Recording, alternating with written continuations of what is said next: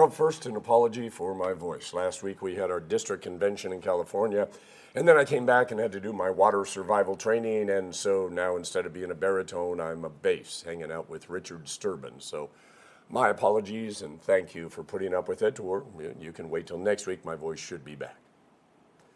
Let's pray.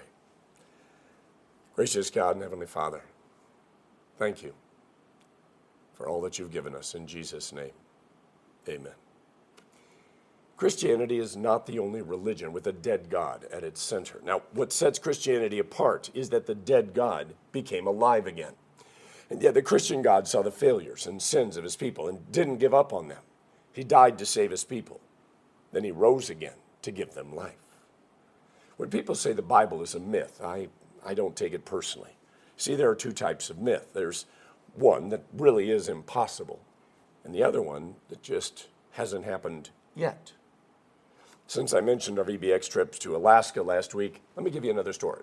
Pilot Dan and I were on final at the gravel runway in Beaver. It's way up in the middle of Alaska. Landed, met by a bunch of kids at the airport who wanted to see us do another barrel roll, keyword another. Now, barrel roll and aileron roll is where you take the plane and you do this with it and go all the way over. Now, we told them we had never done, because the Navajo, a twin-engine plane, is not built for that. You see, the moment when inverted, the engine would die, and so would we. But you see, they saw it with their own eyes when we had dropped off a team the week before. So a myth was born. Now, the other kind of myth, the one that just hasn't happened yet, is far better. See, once upon a time, it was a myth that people could fly or go to the moon, or that there would be a treatment for diabetes and a cure for measles. Fortunately, there were those who refused to accept the myth status, and they turned the myth into reality. Now, the difference between a myth and the truth is not if you believe it or not. You see, it's whether it's really true or not. You cannot change truth just by believing or not believing. This is why we live by faith. See, as much as I would love to live in complete certainty, knowing everything without doubt or fear, it's impossible, because my brain will not allow me to completely trust God. It works to sabotage me over and over again as it tries to convince me that I am smarter and I know more than God and everyone else. My self-deception is a myth that threatens to destroy me. Now, the word theology is often misunderstood. It's a simple translation, actually. Study of God. Theos is God. Ology is a study of. So when you study something, you learn about it. Einstein said, any fool can know. The point is to understand. Understanding pushes you to put your knowledge into action. St. James says, faith does. So when my wife and I were dating, I took her to a very nice restaurant on several occasions, quite a few actually. Candlelight, the most amazing French onion soup you've ever tasted. It was a very quiet atmosphere, except when a DC-10 was either landing or departing on runway 8 left at Stapleton International Airport. You see, the runway was just literally 400 to 500 feet straight out from where we were sitting at our table. Now, beautiful lady across from me, beautiful planes out the door. It was the perfect date. Today, I'm still an aviation enthusiast. Do I plan on being a pilot? No. I'm too old. I just have to settle for knowing stuff about aviation. But I found a way to combine my passion with doing some good. I joined the Civil Air Patrol. That's why I had to do my water survival training. Now, 40 years ago, it might have been different. I always wonder who or what I would be if I had followed my passion and become a pilot. Now, I look back on my life's history, I see all the turns and twists that led me where I am today, all the pivot points where I could have chosen to be a pilot or a missionary or a computer program or even a photomat person. Yeah, the little booths where you sat inside and people dropped off their film and then it got developed and you were there to hand it back to them. See, it's far easier to look back than it is to look forward with certainty. Dreams allow us to project ourselves into the future. But a dream is just a dream unless it's given wings. Jeremiah 29:11. I know the plans I have for you, declares the Lord. Plans to prosper you, not to harm you. Plans to give you hope in a future. Then you will call upon me. Come and pray to me. and I will listen to you. God knows who we are at our deepest core, our passions, talents, abilities. He knows what we could do and what we will do, and there's a big difference between the two. We can only know when we look back, see how we got from where we were to where we are. This is why all of us might want to take a greater interest in studying theology. Not just so we can know more stuff about God, but we also can know more stuff about us and begin to live it out. See, Psalm 139 says God created your inmost being, and every single moment of your life is written in a book that he keeps on a shelf right next to him. Sometimes God gives us a peek at that book. It's that Buechner quote I keep bringing up. Your calling is where your deep gladness meets the deep need of the world. We tend to think that we are experts on us, except I'm only an expert on me up to age 64. I don't know what's going to happen when I'm 65 or 72 or 83, or even if I'll get to any of those ages. Also, there are some fuzzy memories, things I've forgotten, and other things I either deliberately or accidentally changed. My history, as told by me, is both myth and truth. Winston Churchill said, "History will be kind to me, for I intend to write it." I think you can see where that could go wrong. If I write my history, it may or may not be the truth. I might be doing barrel rolls in airplanes. I might have invented the internet. Or if I was feeling severely depressed, my story might quote King Solomon, "Everything is meaningless." Let me help out with some eschatology. That's just the fancy term for the end times. I know in TV shows and movies, there's always a million different points radiating out of your life.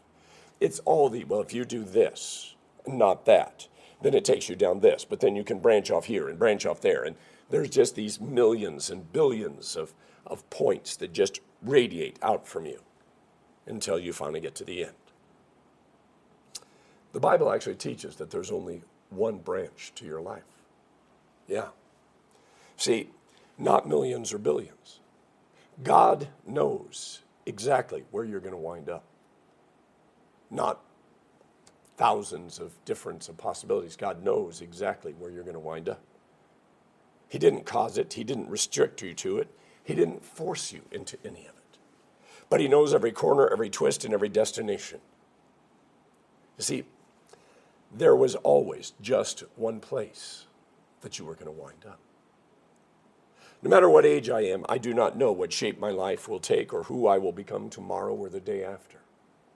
I have dreams, I have hopes, but I can't take into account all the variables, which is why we live by faith, because God knows all those variables. He also promises that all things work together for good to those who love him and are called according to his purpose. Our second lesson from the book of Acts is a travelogue. Now, Paul went here and had a dream, and then he went there and he met this person, and then he went down to the river and met Lydia, who was a dealer in purple cloth. First glance, there really isn't any theology going on. It's more a lesson on networking. So why did we include it today? The church is always about people. God did not send his son to save buildings, denominations, or parachurch ministries. God sent his son to save people. And so when Paul has a dream and goes where the dream tells him to go, it's because there are people there that need to hear the gospel. Paul didn't ask how much it was going to cost or how many people were there or if there was a 401k waiting for him. He simply went. And when he arrives at Philippi, he and his team settle in. And at first they began a ministry of presence. Now the narrative is more than a travelogue. It tells us bits and pieces like, well, we went by ship from Troas to Samothrace to Neapolis until we arrived at the Roman colony and settled down for a few days. Paul even tells us how he went about his work. We went to the river expecting to find a place of prayer, and we did, and there were women there, one of whom was Lydia, a dealer in purple cloth, who was a worshiper of God. In addition to Lydia being a worshiper of God, okay, she, because she was a dealer in purple cloth, meant that she was wealthy and she was connected. Do you see why that helps us understand some things? So what do you think Paul was praying for as he made this journey? I wish our text had actually included the verses immediately prior, because they provide an interesting point of discussion. See, the missing verses say that the Holy Spirit prevented Paul from going on to Asia and Bithynia. It doesn't say how, he just did. Then Paul has this dream about going to Macedonia, which he does, and he meets Lydia and her Bible study group down at the river. So what did Paul pray for during all of those changes in his itinerary? Now, jumping to the gospel lesson. Jesus says, in that day you will no longer ask me anything. I tell you the truth. My Father will give you whatever you ask in my name. Ask and you will receive, and your joy will be complete. Now, based on Scripture, I want to stop right here and pray, so let us pray. Father, I want a Ferrari 308 GTS just like Magnum PI drove, in the name of Jesus. Amen. Now, do any of you have the keys to my new car? I probably need to run out into the parking lot and make sure that my Ferrari is red, because I ain't going to put up with a white one or a yellow one, okay? I'm going to send it back unless it's red. See, Jesus promised I would be happy. He'd give me anything I wanted. But is that really the way it works? When Jesus said, my Father will give you whatever you ask in my name, what do you think he meant? Should we really be asking for red Ferraris, mansions, jet planes, or to win the lottery? I know Jesus was pretty vague. My Father will give you whatever you ask for in my name. So is everything possible as long as we add the words, in the name of Jesus? So Paul was on his way to Asia. I should probably use his full title. St. Paul, apostle of God to the Gentiles. Now, he was on his way to Asia, which isn't China, Japan, or Mongolia. It's more what we call Eurasia, more like Georgia, Armenia, and Azerbaijan. Now, the Holy Spirit stops him. Now, Paul doesn't say why he was on his way to Asia, whether it was his idea or someone else's. When the Holy Spirit stopped him, do you think Paul said, look, I've been praying about this for a really long time, so you have to let me go because Jesus said that I could have anything I wanted. By the way, Jesus also promised that my joy would be complete. Now, how is my joy going to be complete unless I get some really good Chinese food and maybe learn how to do origami? Ask a preschooler to pray and he will say, help Sally's boo-boo, and can we have ice cream as a treat this afternoon? Ask a junior high student to pray and he'll say, dear God, help me get a good grade on my test tomorrow, even though I don't have time to study. Ask an adult to pray, and it'll be a mixture between memorized prayers, scripture passages, and a lot of we justs. Now, and by the way, if we ask those adults why they specifically prayed, what and how they prayed, they may not be able to tell us why. When someone says, I don't know how to pray, the very next word out of our mouth should be, yet. You don't know how to pray yet. We make prayer far more complicated than we need to. Just because a prayer sounds polished and all the verbs and the nouns match doesn't make it a good prayer. Romans 8:26 says the Holy Spirit can take our tears, sobs, screams, or silence and turn them into a perfect prayer. Everyone can pray. It's just a matter of being honest with God.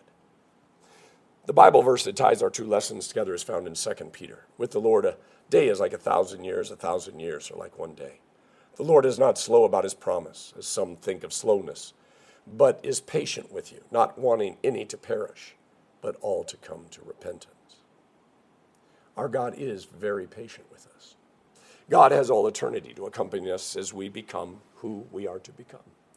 We see the clock ticking. We see the days on the calendar, going away. We see how many birthday candles are on our cake, and we begin to panic. So much to do, so little time. God has all eternity, and so do we. This life is only a fraction of our existence, so manini that it wouldn't even show up on a graph, even if that graph was like miles long. And yet we often think and act as though this life is everything. Simon Peter was mending fishing nets when Jesus walked by and said, hey, follow me. Pharisee Saul was on his way to persecute Christians in Damascus when God got him turned around. The blind man, the bleeding woman, the woman at the well, the leper, all of them were doing and being what they had always been until God interrupted their life, got them turned around, and took them out on an amazing adventure where they changed the world. When I was in high school, there was no way for me to know who God would make me into. Somebody asked me last week, how did you wind up as a pastor? And I had to be honest. I really don't have any idea because that was not on my wish list. Back then, I was just a sloppy mess of a human. Now I'm a loved and forgiven sloppy mess of a human.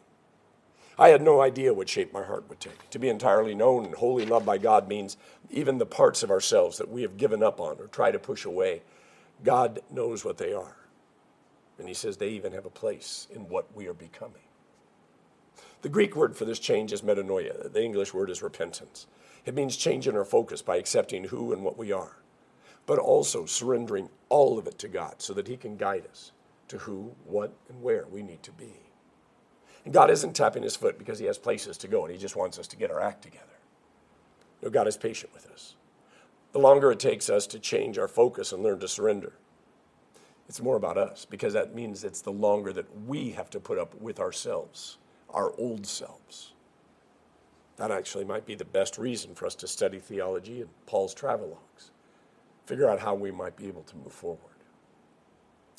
Maybe we can't see into the future, but we can see the past clearly.